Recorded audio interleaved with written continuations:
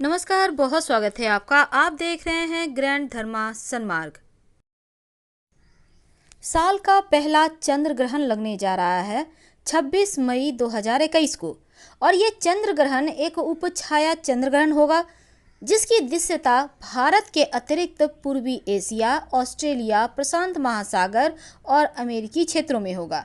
वैसे तो 2021 में मई के महीने में ये जो ग्रहण है ये भारत में दिखाई नहीं देगा, लेकिन इस वर्ष 2 बार ऐसी घटित होगी चंद्र ग्रहण, जिसमें पहला चंद्र ग्रहण 26 मई को है और जो चंद्र ग्रहण है ये पूर्ण चंद्र ग्रहण होने वाला है। लेकिन दूसरा चंद्र ग्रहण नवंबर में होगा, 19 नवंबर को, जो आंशिक चंद्र ग्रहण होगा। हालांकि 26 मई को घटित होने वाले पूर्ण चंद्र ग्रहण भारत में दिखाई देगा, लेकिन उपछाया ग्रहण की तरह, जिसके कारण यहाँ उसका सूतक काल मान्य नहीं होगा। तो चंद्र ग्रहण का समय 26 मई को चूंकि ये हो रहा है तो वो चंद्र ग्रहण भारतीय समय के अनुसार दोपहर 2:17 से शुरू होगा और शाम 7:19 तक रहेगा। अगर हम हिंदू पंचांग की माने तो यह उपछाया चंद्र ग्रहण वृश्चिक राशि और अनुराधा नक्षत्र में लग रहा है। वैशाख माह की पूर्णिमा को चंद्र ग्रहण लग रहा है, जिसे पूरे भारतवर्ष में ग्रहण के स्पर्श से लेकर मोक्ष तक देखा जा सकेगा। वैसे देखिए, उपछाया चंद्र ग्रहण वैदिक ज्योतिष में यूँ तो उपछाया चंद्र ग्रहण का कोई महत्व नहीं है, लेकिन कई ज्योतिष विशेषज्ञ बस ये समझ लें कि ये कहते हैं कि मनुष्य के जीवन पर तो ग्रहण का प्रभाव पड़ेगा ही, और ये भी सत्य है। तो चंद्रमा पृथ्वी की उपछाया में प्रवेश करता है, जिसे ज्योतिष में चंद्र मालिन्य बताया गया है। फिर पृथ्वी की इस उपछाया से निकलने के बाद ही चंद्रमा उसकी वास्तविक छाया के अंतर्गत प्रवेश करता है और इसी अनोखी स्थिति को पूर्ण अथवा आंशिक चंद्र ग्रहण लगना कहा जाता है। तो ग्रहण के दिन कुछ विशेष सावधानियां हैं। चावल के प्रयोग से कैसे अपने भाग्य को मजबूत करें, आइए जानते हैं। ग्रहण के समय चाहे वो सूर्य ग्रहण हो या चंद्र ग्रहण हो, सूतक काल का विशेष महत्व होता है। लेकिन इस बार चूंकि चंद्र ग्रहण का सूतक 9 घंटे पहले ही लग जाता है और सूर्य ग्रहण का सूतक 12 घंटे पहले लगता है, और इस बार जो चंद्र ग्रहण है सूतक काल मान्य नहीं हो रहा है। जो प्रेग्नेंट वुमेन हैं वो इस ग्रहण के समय खुद का और अपने बच्चे का बहुत ख्याल आपको रखना है। इस समय आप बहुत सावधानी के साथ संभल के रहिएगा। इस समय ज़्यादा ऊंची आवाज़ में बात करना, पेड़ों से पत्ते तोड़ना, खुले आकाश के नीचे जाना, ये सभी चीज़ें मनाही हैं। कोई भी चाकू, छुरी, कैंची का यूज ना करें। इसमें सुई धागा का भी उपयोग ना करें, ना तो ताला चाबी बंद करें ना खोलें। इन नियमों का पालन आप जरूर करें। अधिक से अधिक इस समय मंत्र जप करें, नमः शिवाय का जप करें। भोजन भी नहीं करना चाहिए। हालांकि जो प्रेग्नेंट महिलाएं हैं, चूँकि यहाँ पर आपको भूख लग जाएगी तो आप लिक्विड डाइट लें, लेकिन फल काटने के लिए चाकू का इस्तेमाल ना करें। आप दांतों के सहारे काट सकते हैं या कोई और आपको काट के दे तो अच्छा है। आपको घर में ही रहना है, बहुत ज़रूरी हो तब सर पे दुपट्टा लेकर घर से बाहर निकले, नहीं तो आपके जो अंदर एक नन्ही सी जान है इस पर दुष्प्रभाव पड़ सकता है।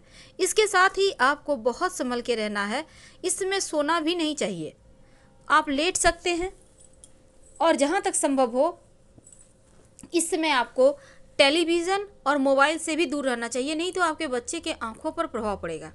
इसलिए आपको बहुत संभल के शांत मुद्रा में रहिए, भगवान की भक्ति कीजिए और साथ ही आप चाहें तो अपने गोद में एक नारियल रखकर बैठिए। जब ग्रहण समाप्त हो जाए तो पास के नदी में प्रवाहित कर दीजिएगा। इससे क्या होगा, ग्रहण का जो दुष्प्रभाव है उससे आप और आपके बच्चे सुरक्षित बने रहेंगे। तो ग्रहण के दिन गर्भवती महिलाओं को विशेष सावधानी रखनी है, चाहे वो दिखे या ना दिखे। और कांटा, चम्मच, चाकू, छुरी, कैंची, सुई धागा किसी भी चीज़ का भूलकर भी प्रयोग मत करें। अब इस दिन चावल का विशेष प्रयोग किया जाता है। देखिए, चावल, चंद्रमा का सीधा संबंध चावल या अक्षत से है।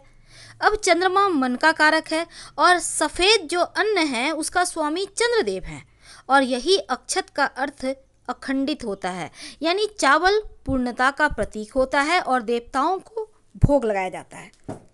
चावल पूजन के कार्य में, पूजा पाठ में बहुत महत्व रखता है, इसीलिए देवी देवताओं की पूजा में चावल अर्पित किए जाते हैं। तो इस बार जो ग्रहण है, ग्रहण खत्म होने के बाद चावल का छोटा सा प्रयोग करें। देखिए, अगर आपका कुंडली का चंद्रमा गड़बड़ हो तो आप अपनी माँ के हाथों से चावल लें और उसको संभाल कर रखें। आपका चंद्रमा धीरे धीरे बेहतर होगा, मन की समस्याओं से आप मुक्त हो जाएंगे। दूसरी बात, चंद्र ग्रहण में श्वेत वस्तुओं में चावल, चीनी, सफ़ेद वस्त्र, चंदन, चांदी का दान भी किया जाता है। तो चंद्र ग्रहण के बाद अगर आपका चंद्रमा दूषित हो तो आप भगवान शिव को चावल अर्पित करें। सफ़ेद वस्त्र है, चावल, चीनी, चंदन आपको मान लेते हैं आपको दान नहीं करना है, तो आप शिव जी को अर्पित कर दें पास के मंदिर में जाकर। इससे ग्रहण की अशुभता भी खत्म होगी और मन की समस्याओं से, निगेटिव प्रभावों से भी आपको मुक्ति मिल जाएगी। क्योंकि इस बार उपछाया चंद्र ग्रहण है तो यहाँ पर क्या है ना, आप ग्रहण के बाद यानी शाम में ग्रहण समाप्त हो रहा है तो इस समय तो नहीं, लेकिन अगले दिन सुबह जब आप नहाइएगा तब चावल, सफ़ेद तिल का दान कर सकते हैं। हिंदू धर्म में चावल का बहुत महत्व है। चावल घर की दरिद्रता को दूर करने में सक्षम माना जाता है, इसीलिए चावल के विशेष प्रयोग किए जाते हैं। क्योंकि चंद्र ग्रहण पर, यह जो उपछाया चंद्र ग्रहण है, इस दिन चावल के और भी खास प्रयोग होंगे, क्योंकि धन धान्य संपन्नता का अर्थ ही होता है कि आपके जीवन में देवी लक्ष्मी का आशीर्वाद है। तो भगवान शिव को तो आप चावल चढ़ाएंगे ही, लेकिन आर्थिक तंगी दूर करने के लिए एक बात याद रखिएगा, चावल टूटा फुटा ना हो। पहले से चुनकर उसको फ्रेश से चावल रखें और मुट्ठी में करके चढ़ाइएगा। हाथ में मुट्ठी में लीजिए और चढ़ाइए। बचा हुआ चावल वहीं पे रख दें, कोई भी गरीब व्यक्ति ले जाएगा या पंडित जी ले जाएंगे। कई बार क्या होता है, नौकरी में बहुत परेशानी आती है, जॉब नहीं मिलती, आपके व्यापार स्थल, कारोबार में परेशानी है, तब चंद्र ग्रहण के बाद मीठे चावल बनाकर कौओं को खिलाएं। आप दूध, चीनी, चावल भी मिलाकर आप खिला सकते हैं, जो भात बनता है आपके घर में, ये भी आप कौवा को खिला सकते हैं। इससे क्या होता है, आपके पितरदेव प्रसन्न होंगे और फिर आपके जीवन की जो मुश्किलें हैं रोजगार की, वो समाप्त हो जाएगी। तो छोटे छोटे प्रयोग हैं पर जीवन की कष्ट दूर होते हैं। अब चंद्र ग्रहण के अगले दिन एक छोटा सा और भी काम कर सकते हैं। एक लाल रंग का कपड़ा में चावल में 21 दाने चावल ले लें, उसको पीले रंग यानी हल्दी से कलर कर लें। टूटा फूटा हुआ चावल नहीं लेना है और लाल कपड़े पर इस चावल को 21 दाने को रखें।